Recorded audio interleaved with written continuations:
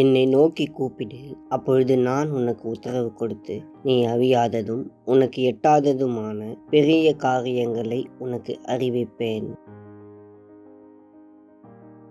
உண்மையான பரிசுத்தத்தை நம்முடைய செயல்களால் நாம் அடைந்துவிட முடியாது.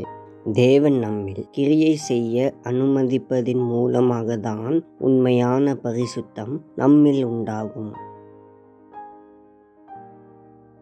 அன்பின் பரலோக தகப்பனே, உம்மை துதிக்கிறோம், ஸ்தோத்தரிக்கிறோம். உம்முடைய வழிகாட்டுதலையும் ஞானத்தையும் நாடி நான் உம்மை நோக்கி கூப்பிடுகிறேன்.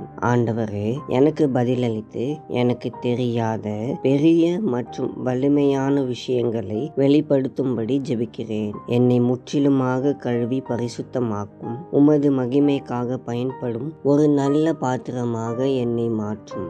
என் வாழ்க்கை உமது பரிசுத்தத்தை பிரதிபலிக்கட்டும்.